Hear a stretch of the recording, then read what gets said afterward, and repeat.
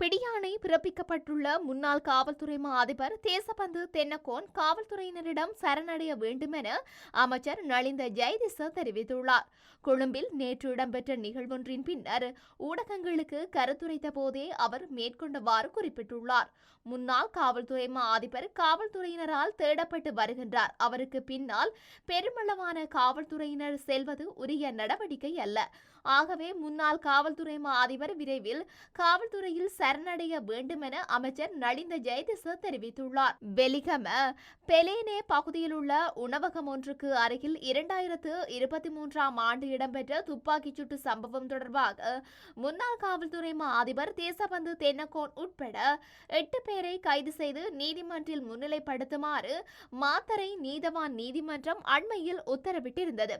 இதன்படி முன்னாள் காவல்துறை மா அதிபர் தேசபந்து தென்னகோனை கைது செய்வதற்கான நடவடிக்கைகளை குற்றப்புலனாய்வு திணைக்களம் முன்னெடுத்து வருகின்றனர்.